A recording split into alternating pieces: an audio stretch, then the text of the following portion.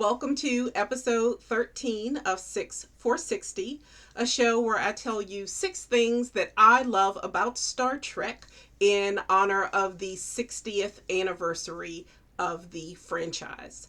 This is episode 13, and today I would like to talk about disabilities in the Star Trek universe. Now, I usually film without my spectacles, but I thought since I was talking about disabilities, I would use my aids today because I cannot see diddly squat without my glasses.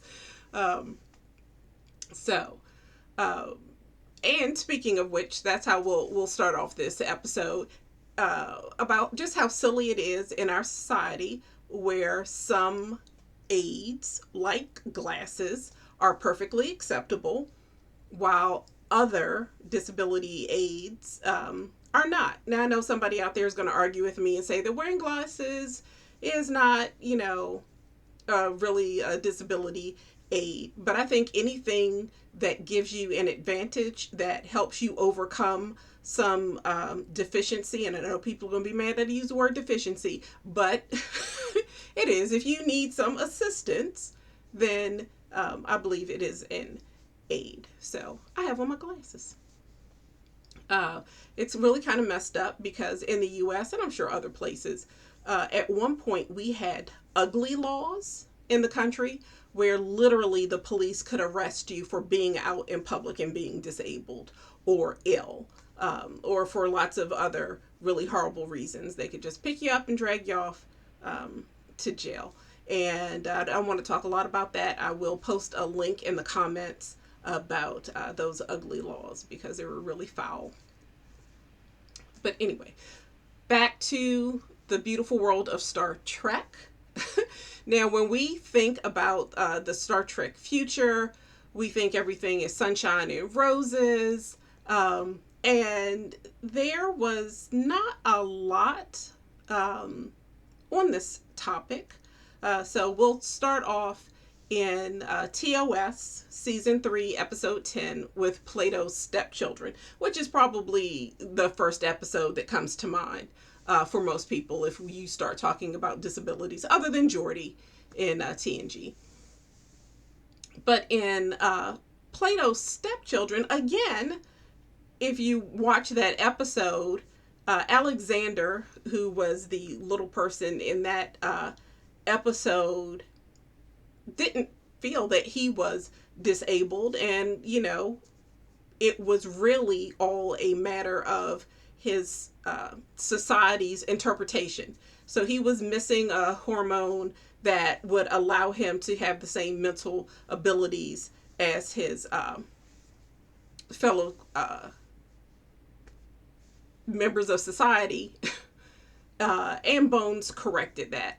But unfortunately, like in today's society, he was horribly mistreated because he didn't fit in with everyone else and he was physically different from others in his society. And it was really horrible. And of course, Star Trek always brings us beautiful lessons, and they addressed how horribly they treated Alexander in their society.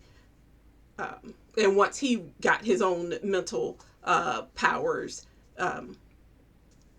how they encouraged him not to retaliate, but to rise above and be better than the people who had abused him. Again, here, and we know that TOS wasn't perfect. There were still a lot of issues. So again, in season 3, episode 5, is there truth? Is there truth in beauty?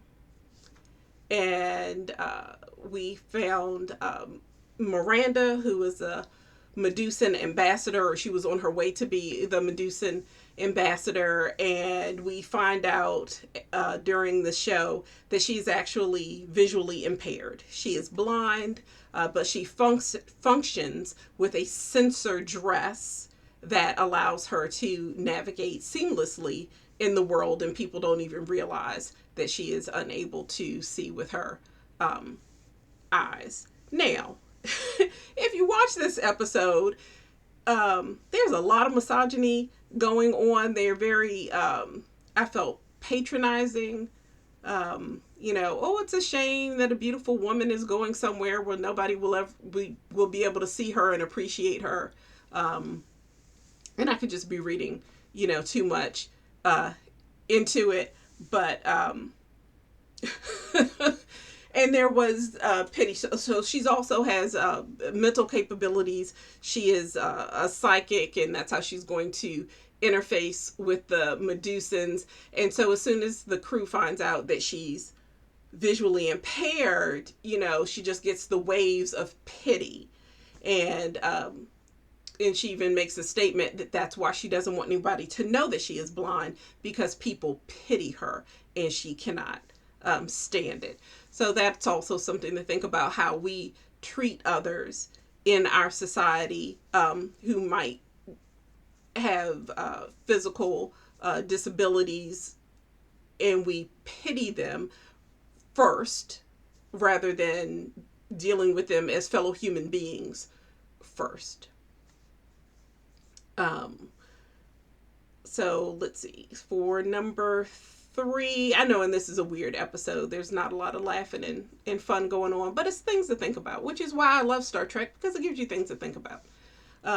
We've got TNG season 5 episode 16. The name of the episode is Ethics, and this is the one where Worf is injured, he's paralyzed, and he wants to die.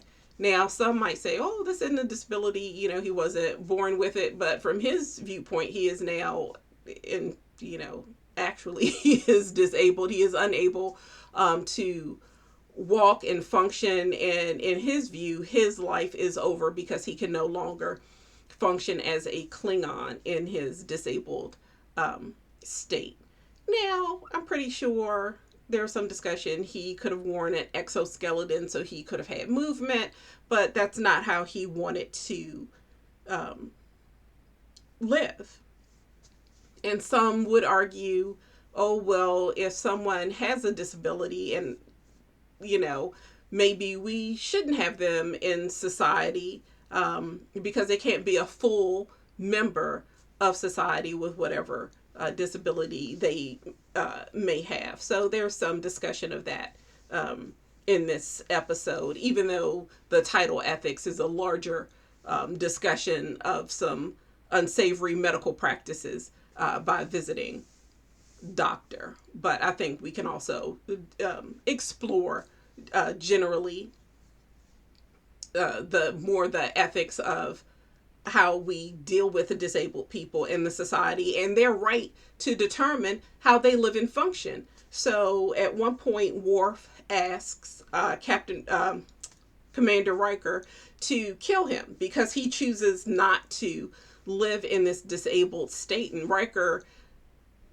you can say it's more of not respecting his cultural beliefs as a Klingon, or just not respecting how he feels to not be able to fully function in a manner in which he wants to live. But either way, Riker is just like, nah, I don't care. I'm not doing it. And I think you're a coward for not wanting to live in this way. And I don't know that any of us has that right to tell someone else that they have to live with a disability if they decide it's too much. But I won't get into that, and that's probably a whole nother episode and conversation about the right to end one's life.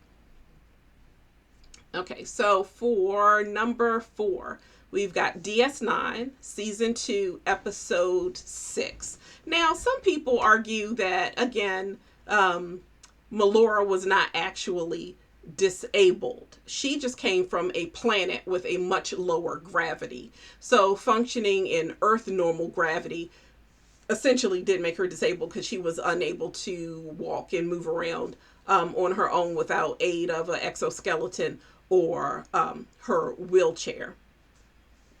So, like Alexander in Plato's Stepchildren, there's nothing actually wrong with the person. There was nothing wrong with her. She just could not function in the environment or in the society in which she found herself.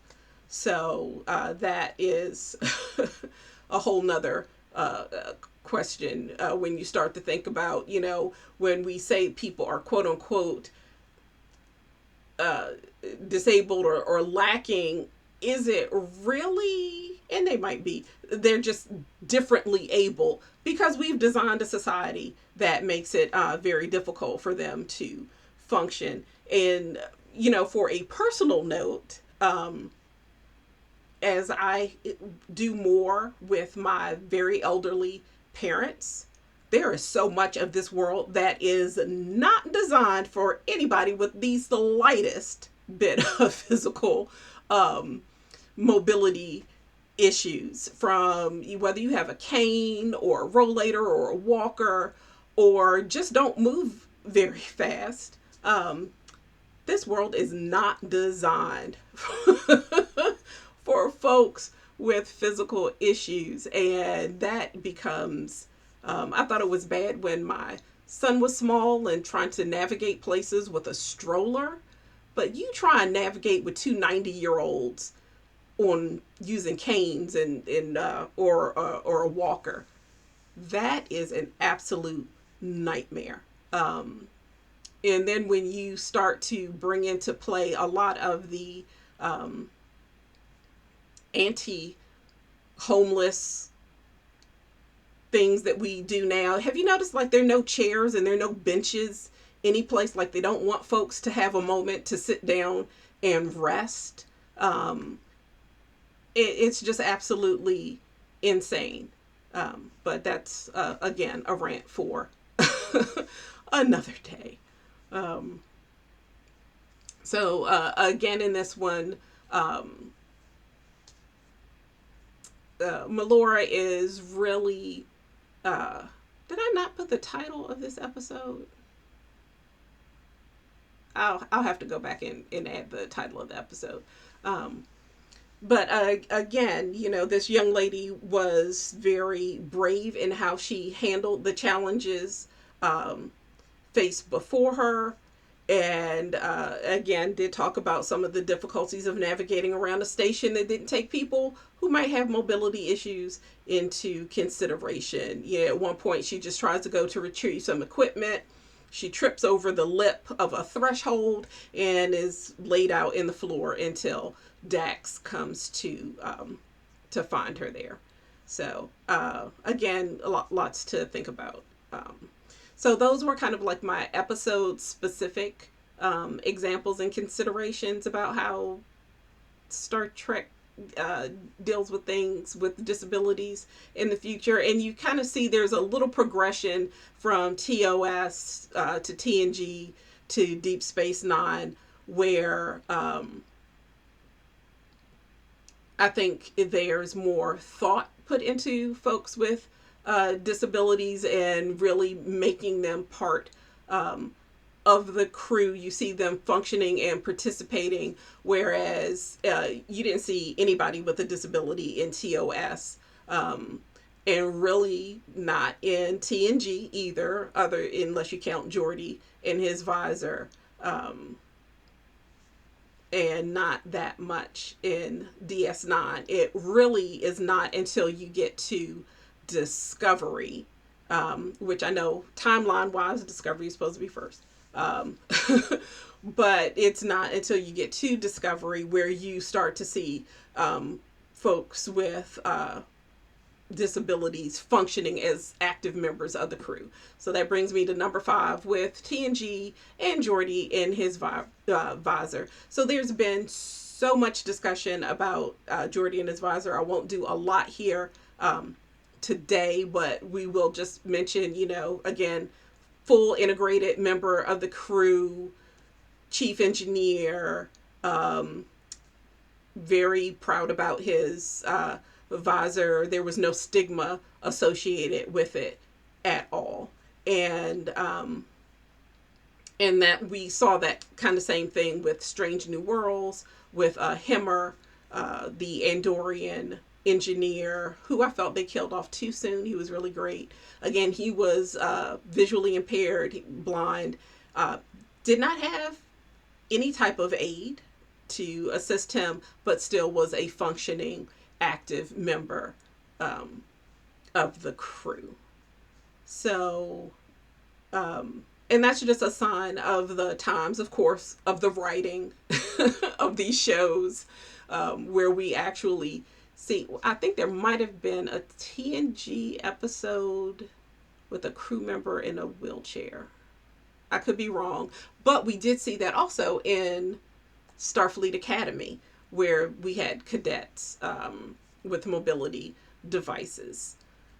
So, again, as we try and work towards having a beautiful Star Trek future and have as much of that wonderfulness right now, rather than waiting hundreds of years, let's think about that if we ever have an opportunity to participate in a focus group or comment on neighborhood design and development where we live.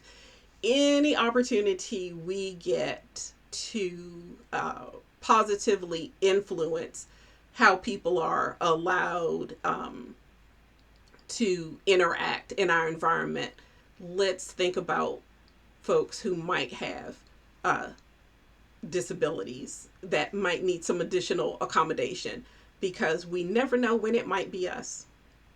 Just with the flip of a switch in any instant, it could be one of us who needs some type of assistance or aid, or the ability just to make life a little bit easier, whether it's you or you taking care of someone or assisting someone with some type of disability.